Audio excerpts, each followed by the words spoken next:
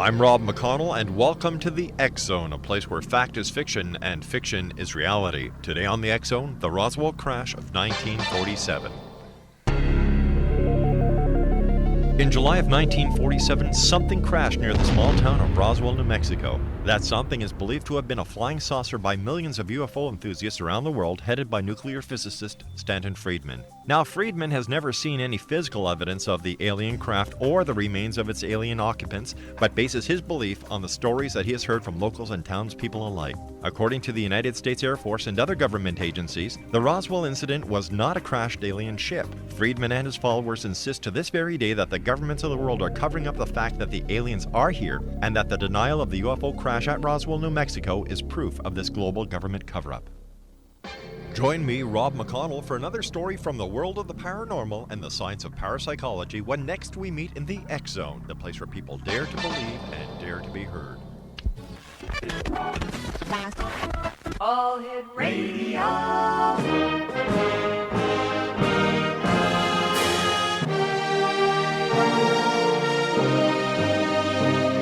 Welcome to the X Zone, a place where fact is fiction and fiction is reality. Now, here's your host, Rob McConnell.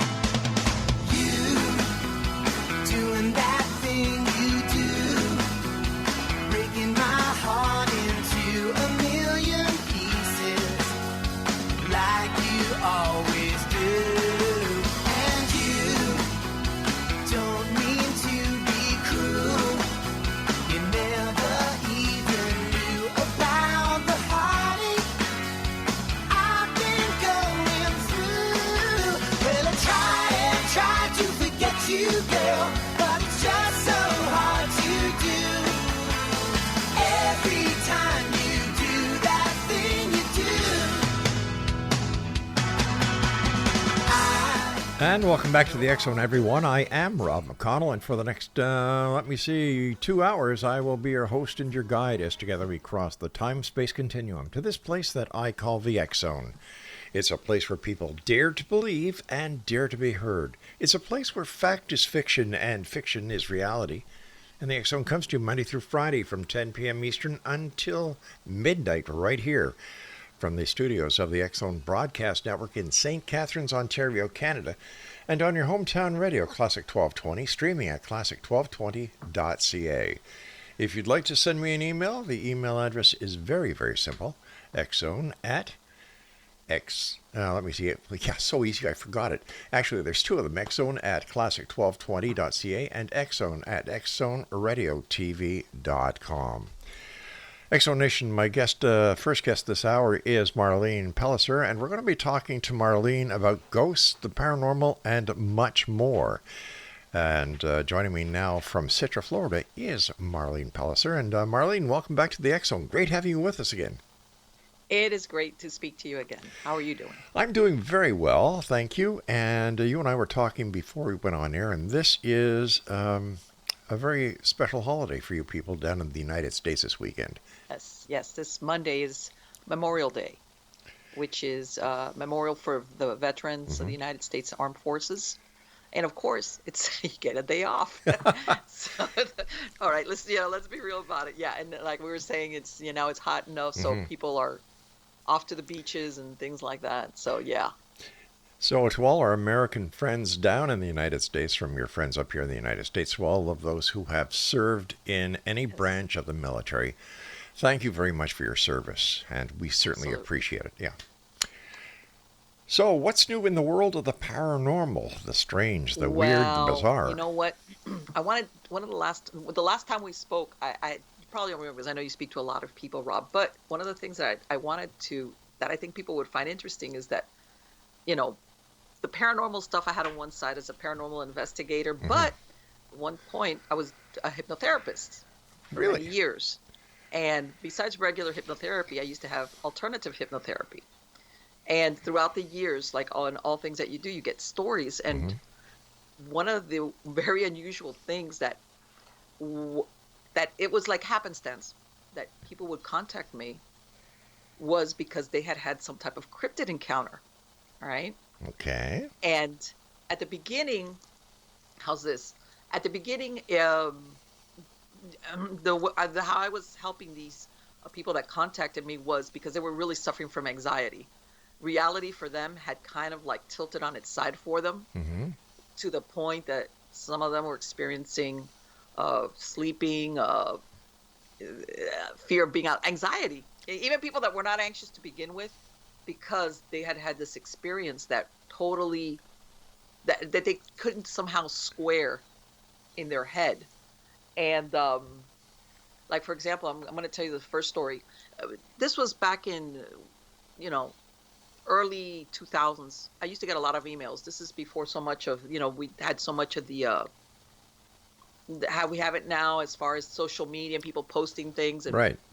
you would get emails. And I had this, I'm assuming he sounded like a young guy, tells me this story how, again, people, he was kind of vague where he lived at, but it wasn't in Florida. He's saying how one day he goes out hunting with his dad. And apparently it was a group of, I guess his dad, it sounded like from his email, they were hunters. They had gone somewhere to hunt. And he was all excited about going out there. And he's talking about how they were going to stay out there. They were putting camp together. And he says that all of a sudden he has one of the men that comes back, and it was already nighttime. And he sees him, he sees him like talking like in a knot over there, and his father goes over there, and he's like, oh, what's going on? All of a sudden his father comes back and tells him, put your stuff in the back of the truck, we're leaving. And he's like, what? Everybody's clearing out. And his dad, he could tell, he even kind of explained, I know my dad, when he gets upset, or scared, he gets upset. That's how I know. And his dad was like, let's not talk about it. Just put your stuff in the back. We're leaving right now. Everybody left. And he couldn't figure out what happened. So fast forward. Okay. I guess, and he was, apparently somebody had seen something in the woods, which he thought was really weird because these were all experienced hunters and outdoorsmen. So, but he goes back home, and he describes in the email how apparently he would get home before any of his, he never really mentioned if he had siblings, but he didn't mention anybody else was there, but it's before his parents. He was a teenager. So he says, he describes how he gets home, and it's a 2-story house. And he says, I usually would stop into the kitchen to get something to eat. And he says he hears something creak upstairs, like somebody's upstairs. So he's like, that's weird. So he said he's like, takes the stairs, which he says the bedrooms and everything were up there. And he says that he's at the foot of the stairs, and all of a sudden he hears something growl. And he just like, what? And from what he said, we kept our dogs outside. Like there were no dogs inside the house. So he was like, what is that? So he starts going up the stairs, and he says that apparently these stairs had a landing that switched back, in other words. And he says, when I got to that landing, I could basically look down the hallway of the second floor that opened up to the bedrooms. And he says he described, by the way, when he described this to me in the email, now later on, what he said it sounded looked like a wolf or a werewolf. Wolf. Okay. Yeah, okay. He says that he just like jumped over the banister from the landing and left to, I guess his grandparents lived close by. And he waited till everybody got home, and then he says he didn't tell anything to his dad or anything. He says like a few months after that, he says like after that he never went home after school to be home again by himself. He would go to his friend's house or his grandparents' house, but he never came back home to be alone. So a few months later, he finally asked his dad, he says, why was it? Oh, and he says, and he mentions how after that, some of the people, because it sounded like this was like a rural area from what he described, people were complaining that they were losing livestock and animals and the chickens and things like that. And then it just died away, just stopped. And he was like, he says and the thing he could understand, like, and this baffled him, what he saw. He finally one day got into the conversation with his father, and he said, why did we leave that day of the hunting? Why did you and you never told me why? And his father tells him, well, one of these men that was out there, he said he saw something, and goes on to describe that basically what he saw was something like a dog man. like a werewolf is how he used. He didn't use the word dog man. He said like a werewolf. And he said that some of the other hunters said, number one, he says, I know that man and he would never lie. Plus, there was another hunter that was more familiar with the area, and he says, I haven't seen him, but I have heard of other hunters having seen this. I suggest we just leave right now. And he turns around and he tells his father, well, you know what happened right after we came back that day that I came home from school? This is what I saw. And his dad was like, why didn't you tell me? And he goes, for the same reason you didn't tell me. Yeah. Well, one of those things. And he says it was something he never saw, something like that again. And it was like an email. In other words, he was just, I think this guy was like telling me this because he wanted to say it to somebody, because I used to receive a lot of weird emails. And by this, I don't mean bad, but just people talking about very unusual experiences. People venting. Yeah. And back then and when I read it, I was like, wow, a wolf man. I'm thinking werewolf. Yeah. I was like, and you took it for what it was. All right. He wasn't trying to convince me or anything. And I just put that away as, well, that's a very unusual story. Wow. Okay. All right. Fast forward a few years. I have my regular clients, and a lot, I'm not going to say all the time, but I would do MP3 for them to calm down, like go to sleep, put them into REM sleep and everything. And I get a call from one of my clients, because besides smoking cessation and weight control, behavior modification, that thing, she tells me, Marlene, there's a gentleman, he's a friend of our family's. We've known him for a really long time. I'm not really sure what's going on with him, but he's a nervous wreck. And I had told him how you did those MP3 for me, and I'm really sleeping well, and I'm doing really well. If I remember correctly, she had come to me for smoking. And is it okay if he calls you? But he won't tell us what it is. I just don't know what it is, but this guy's a nervous wreck, and he was always a very nice, controlled person. I said, sure. He calls me, again, very generic. You could tell he's very careful about identifying himself or what where he is, and is like, you want to call yourself John? That's fine, okay. And I said, look, he's hemming and hawing, and I said, you know what? They told me that you're having a little bit of problems sleeping, and I understand, but what's causing it? They kind of told me that you're a very put together person, and I took like a little schmoozing, but if you don't want to tell me, that's fine. And I go, by the way, I've heard a lot of weird stuff, so don't worry about it. All right, Marlene, we're going to have a bit of a cliffhanger here. I do have to take my first break, so please stand by.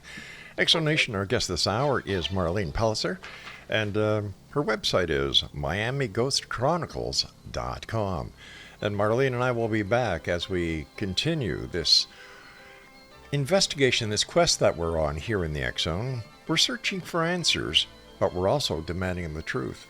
I'll be back on the other side of this break as we continue from our broadcast center and studios in St. Catharines, Ontario, Canada, right here on your hometown radio, Classic 1220, streaming at classic1220.ca. Don't go away.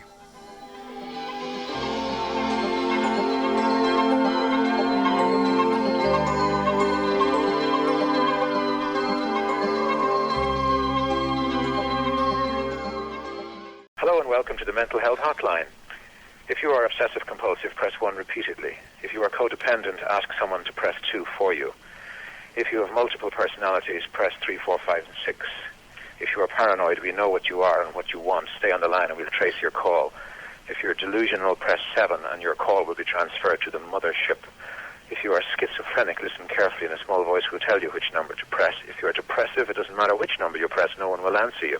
If you're dyslexic, press 69696969. If you have a nervous disorder, please fidget with the hash key until the beep.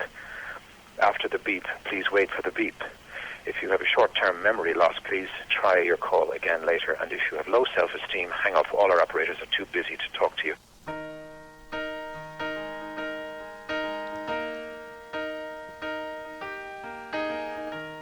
Where is the moment we needed the most?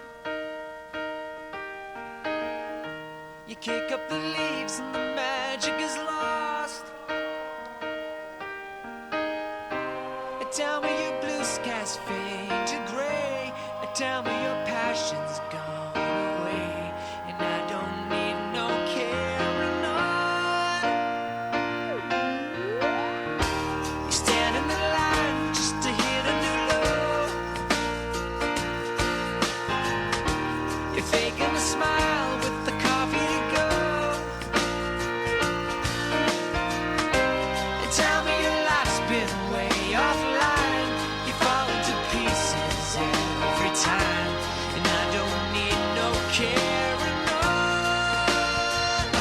'cause you had a bad day.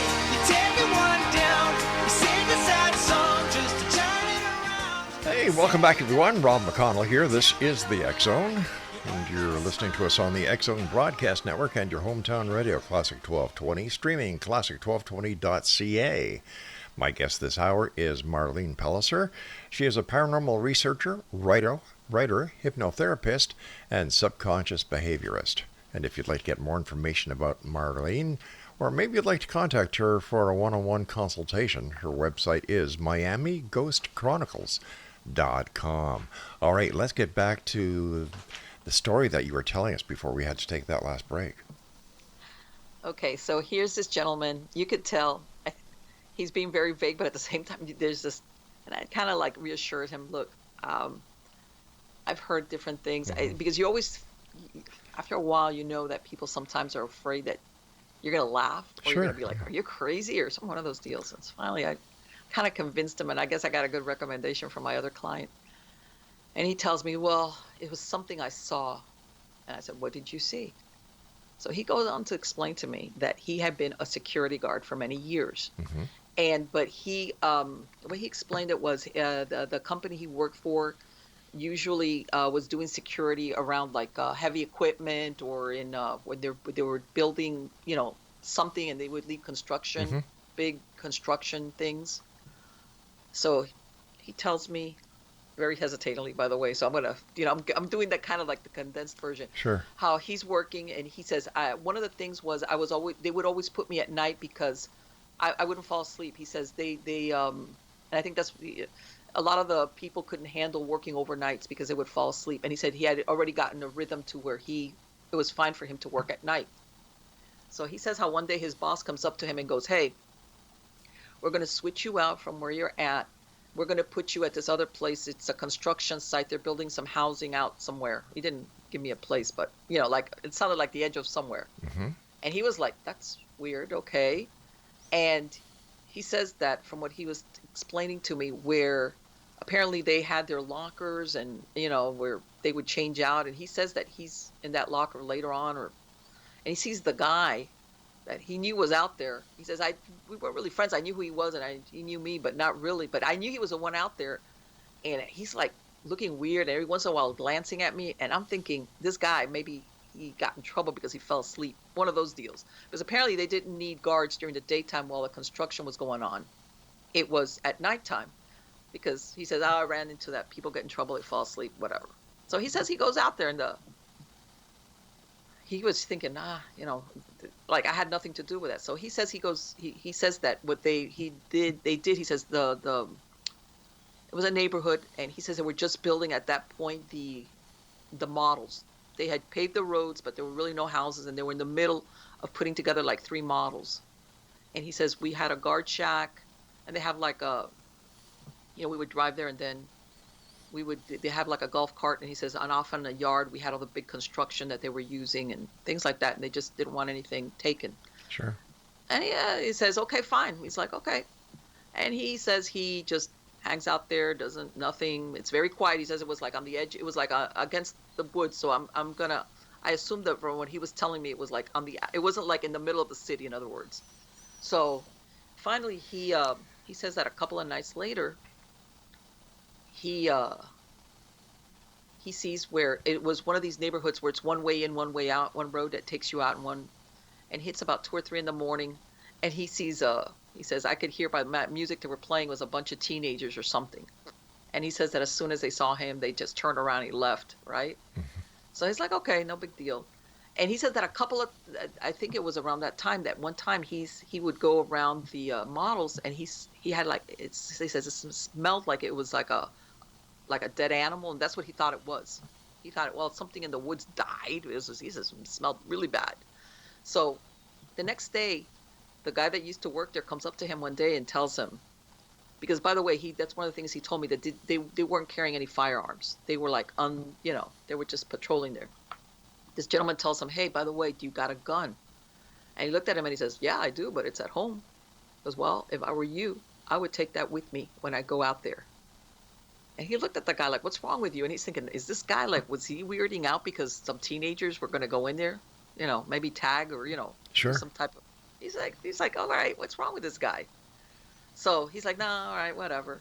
He still doesn't get it. So he says that a couple of times. He says he would, go around in the cart, and he says a couple of times he heard like something moving through inside the woods, but he thought, okay, this is some type of animal. He says it sounded heavier, but he says, ah.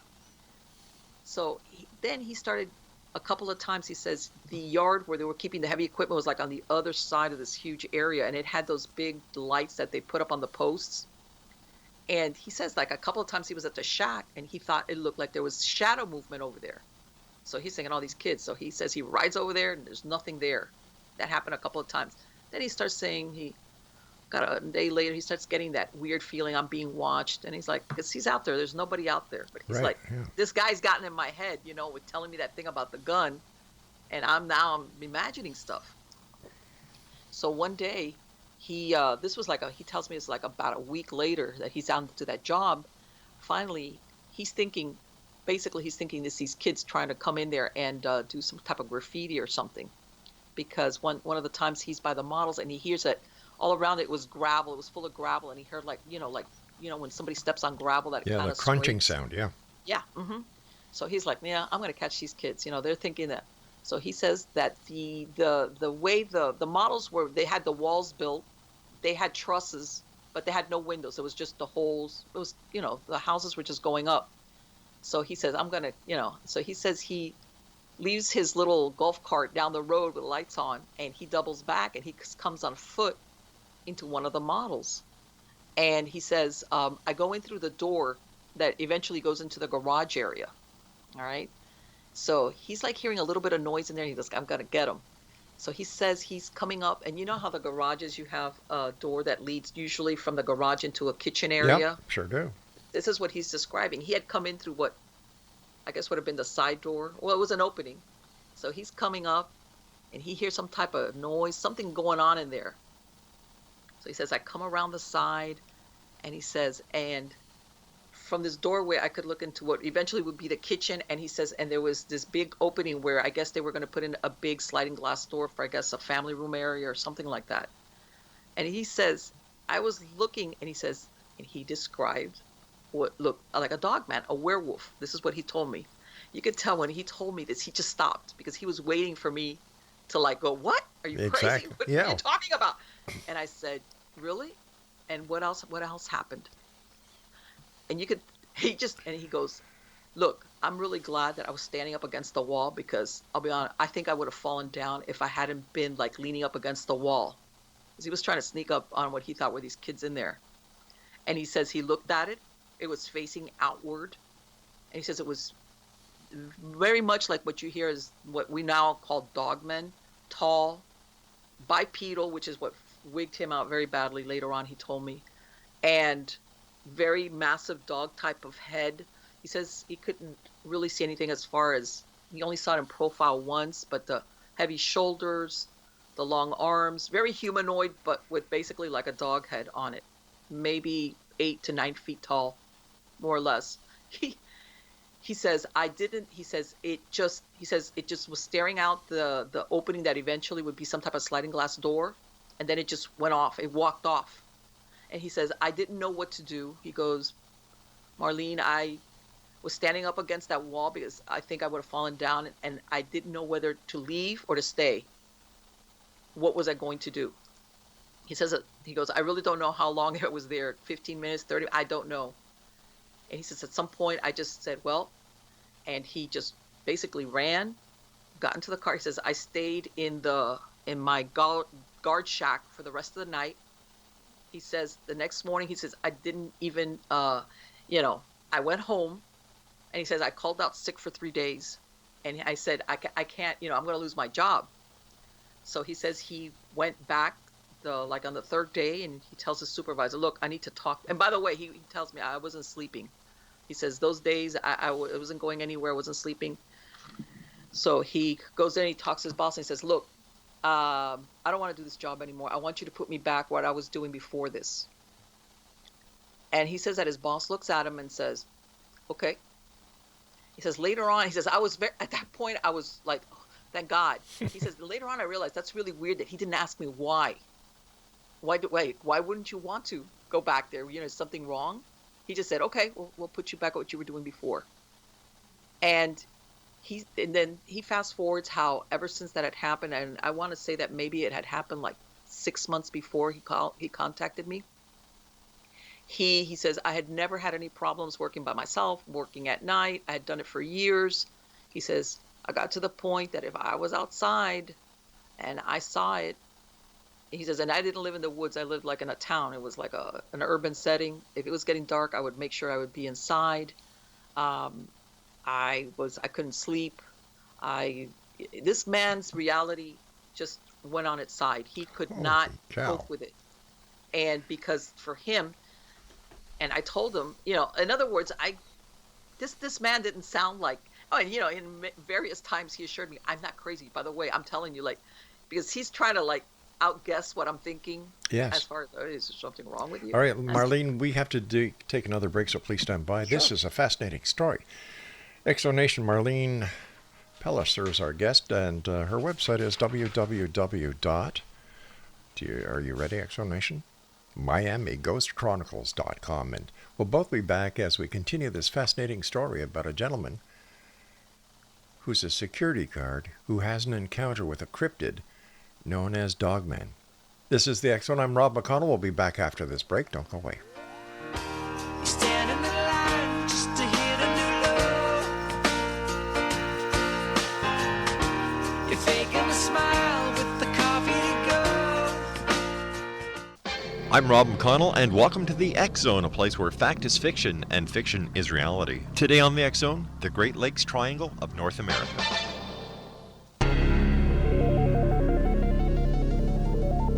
Found in the heartland of North America, these landlocked yet connected lakes, which eventually empty into the Atlantic Ocean, have become the scene of more mysteries involving ships, aircraft, people, UFOs, ghosts, and phantom ships than the Bermuda Triangle. 1/16th the size of the Bermuda Triangle, Lady John Graves Simcoe was the first European to chronicle the strange orbs of light that have been seen above and below the waters of Lake Ontario.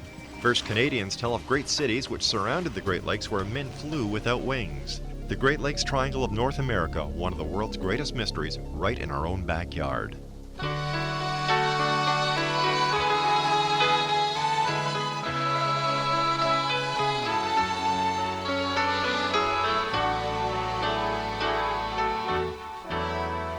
Don't give up on us, baby. Don't make the wrong seem right. The future isn't just one night. It's written in the moonlight, painted on the stars. We can't change ours. Don't give up on us, baby. We're still worth one more try. And welcome back, everyone. Hey, do you remember Starsky and Hutch? Well, that's David Soul, who used to play Starsky, and let me see, the other one was Michael Paul Glaser. Yeah, he played Hutch. Or was it the other way around? But anyway, that's David Soul from Starsky and Hutch. Don't give up on us. Marlene PELLICER is our guest, and Marlene, you were telling us about this security guard who came to you, and during the conversation, he was telling you about having an encounter or run-in with the cryptid known as Dogman. Yes, and this is basically he was suffering with the aftermath of that. Would that be like PTSD? PTSD, and like a one-moment PTSD. Exactly. That's it. He was suffering all the symptoms that you hear of people with PTSD. The memory was very fresh in his mind. He was reliving it, and he was. In other words, it just everything about his life was turned upside down because he was. And the thing was, because people say, well, he wasn't sleeping. He was sleeping, but the problem is he wasn't going into what they call REM sleep, which is very necessary for your brain to go through everything you do on a daily basis, and then you wake up. When you don't go into REM sleep, you wake up and you feel fuzzy-headed, and those are the people that will say, oh, I still feel tired, even though I supposedly slept 8 hours. And that was his problem. He was sleeping, technically, but he wasn't going into REM sleep. It was that light sleep because you become hypervigilant. you're trying to listen for every little noise, and he recognized that. So he, I helped him. I gave him some MP3 recordings, real short ones, just to like with suggestibility to put him down into REM sleep. Mhm. And eventually, this helped him. And it was one of those things where you don't have a final resolution as far as what happened with him. All right.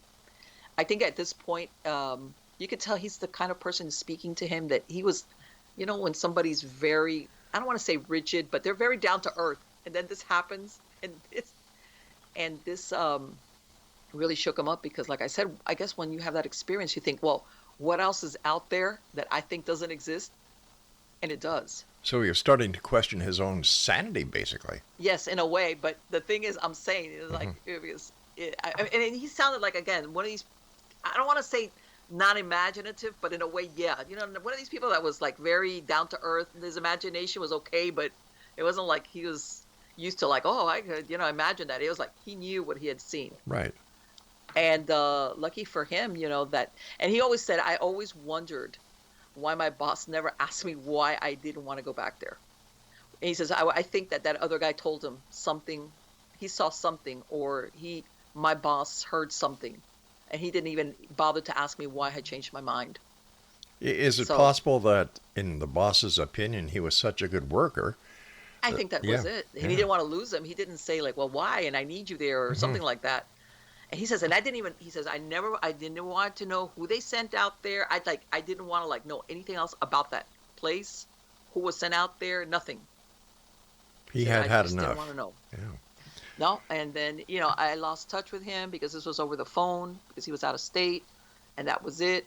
And then, I thought of, when I heard that description, I was like, I thought of that kid's email a few years back. I was like, that's very interesting. Again, you don't, regardless of what this man saw, like I said, I found it very difficult to believe he wasn't doing drugs.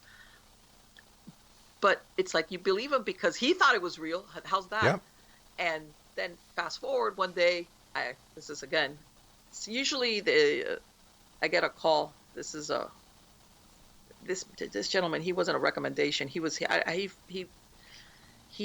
found me. I can't remember how, and he calls me up and he says, do you know with hypnosis, can you make people forget something? I was like, what? Usually it's the other way around. I would work with people for hypnosis, either to recover memories or for memory retention, like people that blank out when they do exams. Or I even had people that had put stuff away, jewelry or important papers, and they couldn't remember. And we would use hypnosis, just like I'm sure you've heard of people having under hypnosis recovered memories from alien abductions, anything like that. But I had never had that. I said, well, not really. I can help you remember something. And he goes, I want to not remember something. I was like, okay. I said, I can't do that, but why don't you tell me what it is that you don't want to remember? And maybe I can help you with that. Maybe because you sound like you're, again, you could a little bit more. And he's this guy's hyperventilating. Same thing, which this is on the phone. I can remain anonymous and I can sound really cuckoo and you don't know who I am kind of deal. I said, why don't you tell me what happened? Or what is it? What is it that's bothering you? And he goes on to tell me how, again, this is out of state because I know that, from the way he was describing it, he says, I was, again, I'm giving the condensed version, how I talked him into like, I'm not going to laugh at you or hang up on you. He tells me, I'm coming down the road. It was at night. He goes, this is an area where I knew there was a lot of deer. So I was coming down this road. It was night and, it's wooded and I just didn't want to hit no deer. And he says, and sure enough, I see this doe come streaking out of the wood line, on my right-hand side. And he says there was like a little, like an embankment up from it was like a wood line, then a little field, and then it went up and then across the road is how he described it. And I see this deer come bolting out of the wood line. He says, and that was weird because normally you see these deer just grazing along the sides of the road. But this one just came bolting out. But thankfully, I was traveling slow and I almost had my foot on the brake, so I stopped. And then he says how he sees something run off the. He sees something chasing. He says he doesn't because his headlights are only illuminating the road where he's at. So he sees movement, something coming behind. So he's thinking, what's coming after this deer? Because he's thinking, I've never had this where something's hunting this thing at night. And he says that the deer comes over, stops a minute on the road in front of his car because he's come to a dead stop, then bounds off. And then he says, all of a sudden he looks to his right and he sees something first that comes on all fours, comes up the embankment, gets up on the road, and then straightens up. And it's the same thing. It's a dog man. He's telling me this thing. He says that and this is really and then he says it looked at him, like swiveled his head, looked at him, like at his headlights, and then just bounded off. But he says that once it reached the other side, it took off on all fours. And this gentleman was having a hard time coming to grips with what he had seen. And he goes, I saw this in my headlight. It was really dark out there because there was no ambient light. There was no city lighting or nothing. It was very dark, but both of these animals came in front of my car in the headlights. And he says he couldn't, he says there was a mistake, and he tells me the whole thing. It wasn't a bear, and it wasn't this, and it wasn't that, and I couldn't mistake it. I know what it saw, and I saw it walk on two legs, and this poor man was having a very hard time with this. And I said, I'm going to say, because I know for men, I could almost say, I thought this guy was in a way almost about to bust out in tears. And I don't mean this in a bad way, but when somebody's really desperate, and he says, and I don't want to remember that. I can't forget that. I don't want to be, in other words, I can't get rid of that memory. I can't. I want you, there's no any way you can make me forget that. And I said, look, I can't do that. That doesn't exist. But let's try to amp down. And can I tell you something? And he goes, what? He goes, I've heard of this before. He goes, what? I go, I have had other people tell me a similar story to what you just told me. And this guy, I could have heard him sigh over the phone. He goes, what? Really? I said, yeah, I don't know what it is, but I have had contact with other people who have described something very similar to what you just told me. And this man was like, really? Again, this is before the parlance of the dog man and the cryptid thing was so common as it is now. So you gave him validation of what he thought may have been. Exactly. You could tell like the weight had been lifted off his shoulders. I think the same thing has happened throughout the paranormal, whether it be ghost, whether it be alien abduction, whether it be alien contact, whether it be the sighting of Bigfoot, whatever, that thanks to the internet and the people that we get on our show, there are many people out there who have now in their hearts sighed that, oh God, because they know they're not alone. Exactly. And people sometimes when they fear being ridiculed, whether by their family or friends, or sometimes even they have a certain job that they're like, I can't tell anybody about this.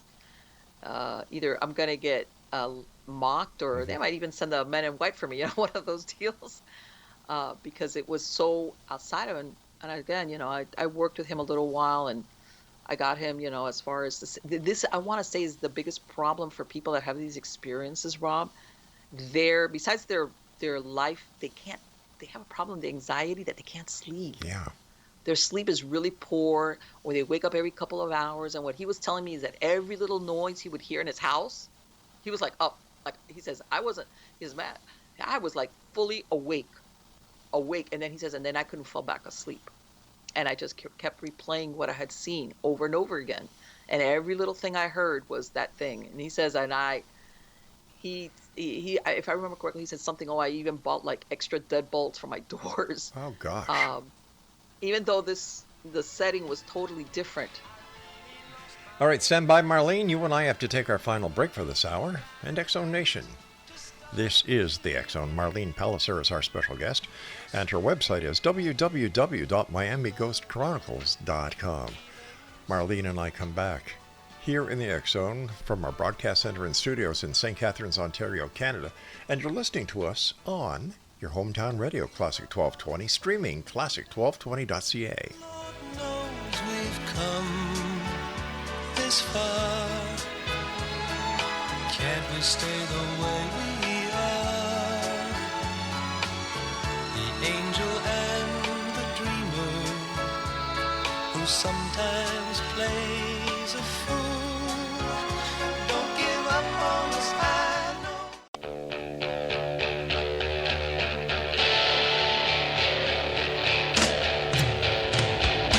Some people call me a bad apple.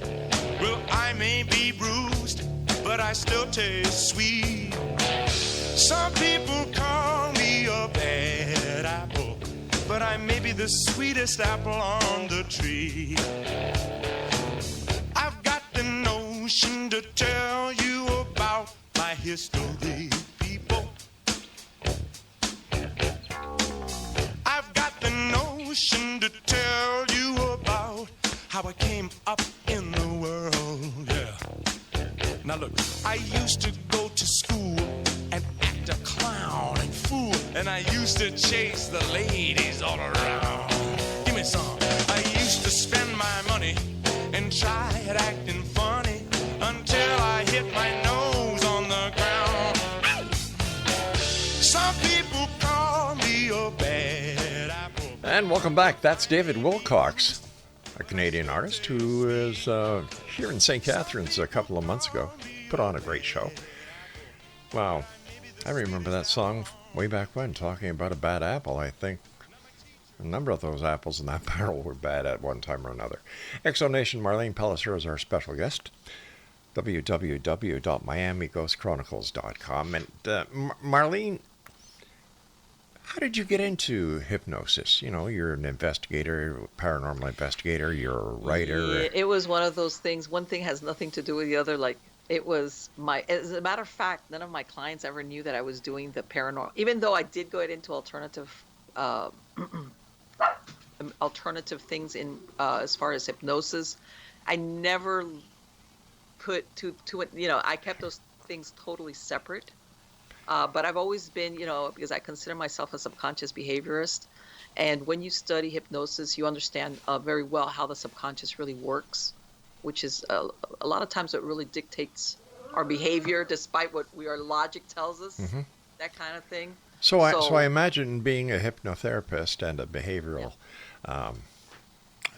behaviorist, a subconscious behaviorist, that this certainly is an asset to you when doing a paranormal investigation. Sure. Besides that, that you realize sometimes what motivates people as far as and in some cases I want to say mental illness. I'm not talking about something extreme, but sometimes there's a flavor of mental illness with certain clients that they come and they ask you for an investigation and you realize there's something else going on there. Right. Or the lack thereof. These people have their feet firmly on the ground, and they're experiencing something that's going on. But any type of paranormal researcher will tell you the first thing they want to do is rule out the ordinary, because that's really what you're there for. You don't go in there assuming right away that it is a paranormal source for whatever they're calling you for.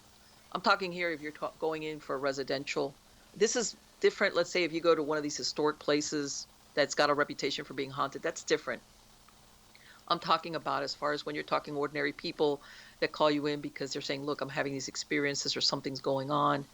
And so this helps you read them a little better, despite what they might answer on their questionnaire. Absolutely, yes. Has there ever been a time, either as a hypnotherapist or a subconscious behaviorist, that you were just blown away by what you were hearing coming out of the person in front of you? Sure. Especially when you get to, I guess when people start trusting, when you, like, again, when you can tell when somebody really, there's something really going on. How's this? Okay. That you kind of earn their trust a little bit.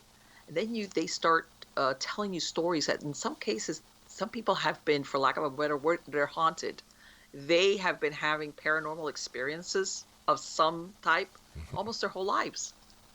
And they get into a situation where they basically can't handle it and they call for help. And I mean, or we could get into something that some paranormal researchers are acquainted with, which is intergenerational. I don't want to say curses, but basically the family is haunted. It's almost like a generational thing. I mean, it has a lot of different sources. But when you speak to people, you realize, man, you've been doing, you've had these experiences for how long? And then they disclose like basically a history. And some of these things are not subtle, by the way. And somehow they function, or in another case, it's interfered very badly with their lives. I guess it would. Yes. You know, Yes. there's something wrong, but they just don't know where it is. And I would imagine the very last place where they would even think of looking would be the paranormal. And some people, I think some people understand it. They just, how's this? I think some of them, in some cases, if I ignore it, it'll go away kind of thing. All right. And then you'll go through these people that they'll do I'll move away from this place because it's the place where I'm at. And all of a sudden you realize like maybe three moves later that it's not the place, it's you. And for some reason, like everything else, and also stress levels in somebody's life, people go into like dormancy stages where as far as paranormal occurrences. And then for some reason, some places that might even have their own thing there, you see an uptick in activity, or if they're stressed out in their personal lives, sometimes you also hear it. You get together with somebody and it's like TNT. Wow.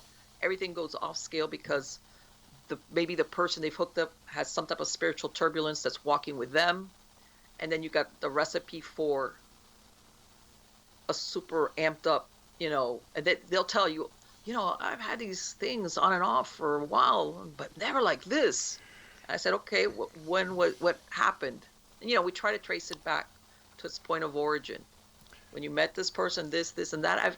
I've even had instances where the point of origin is they've picked up a curbside piece of furniture. I've heard that happen. That is the point of when things went south for them. And a lot of people don't realize, because everybody always thinks of the spooky object as the one that's going to have something attached to it. You'd be surprised. Maybe that was Grandpa's favorite easy chair that's practically brand new, and the family just left it at the curb, and you're like, wow, what a find. Yeah. And guess what? Grandpa is still in the chair because this was his favorite chair. But that's for instance. And I've had, for lack of a better word, some of those things dissipate by themselves, but other times you will have darker attachments, either for what was the use of the object or whoever owned it. Sometimes it can have very, very dark, how can I tell you, manifestations. How's that? And then that's when you catch people that they can't understand why this is happening the way it's happening. Sometimes they'll start having horrific nightmares. And because not everybody goes, contrary to what we see in Hollywood, did you see like furniture flying around the house? Sometimes it's much more subtle, but much more horrifying as far as when people start getting haunted. How's that? I think it's easier for them to justify the chair flying around the room than it would just be to watch, let's say, an ashtray on the coffee table in front of you slowly move its way across the table. Oh, yeah. Yes, of course. And by the way, sometimes that movement, sometimes it can be displaced kinetic energy. One time I had a case, it was a couple. And one of the things they tell me, she says the wife, she was like in her 20s. I start talking to her, she tells me, sometimes I'll have plates in my sink start to like rattle like by themselves, like in the cups and all that. And I said, really? And I said, when does that happen? Oh, no. Has that ever happened to you? Make a long story short, she tells me that when she was a teenager and adolescent, I guess she had like a kind of a strained relationship with her parents, and when she would get upset, some of her stuffed animals would move. All right? She's telling me this, and I'm like, and when she's telling me this, I'm thinking, this is not a haunting. It's a and then later poltergeist, on, I find out that apparently the marriage was in trouble. And I think it was displaced kinetic energy that she was putting out, that's what she would do when she was super stressed out. It wasn't a ghost, in other words. But you always have to look at that aspect. It also sounds like it could have been a poltergeist. The energy of the young person is just suppressing it to a certain point that it creates telekinesis, and telekinesis moves objects. And you're right. It's a haunting. Right, but it's not always no. it's not always per se the ghost or the usual suspect. Marlene, we've got about 2 minutes. What are your final thoughts, and what would you like to share with the Exo Nation tonight? Well, I will tell you. You hear. By the way, these stories, these were between years. Years would go by, and I'm going to relate back. After there was another client down the road that had a similar experience, but he came into my office. But bottom line, this always brought me back to that first email that I got. It was around 2000, where that kid's telling me this experience, and when I read it at the beginning, I just put it away, and all of a sudden I thought, this is what he was talking about. This is what he was saying, that they had left that hunting and what he saw inside his house. And then I started researching, and I have heard in some cases where people have seen dogmen, and somehow or other the dogman shows up where they live. I never heard of that before. And so sometimes what is that? Truth is stranger than fiction. There's a lot out there we don't know about. Tell me, have you yourself ever had an experience with the cryptid? I had one, and I'm not even sure if it's one, to be honest with you. I wasn't sure, because I never really saw something. I just saw something weird. It was just the place and the setting. And again, and this was back in the 80s, 1984. All right? Okay. So, yeah. But it was, back then, the cryptid wasn't even in my lexicon. It was just a very weird feeling, a very unusual situation that I had. And I don't know if we have time to talk about it, but yeah. No, we've got about 60 seconds before we have to say so long. You know what? Me and my hubby, we're young. We have a little girl. We decide we're going to go to Yellowstone National Park in a Chevy van. Mm-hmm. And we parked at a trailer park. And I decided I was going to sleep outside because he was sleeping in the back with the baby. Right. Inside the van. And I'm out there. And in the middle of the night, I heard some rustling. And I'm thinking, it's a raccoon. And I saw something. And what really wigged me out was that it was very tall. I saw something, when you look at the tree line. Yep. And somehow I managed to get myself very slowly back into my van. I didn't tell my husband because I know he would have rolled out of there. He had been driving all day, by the way.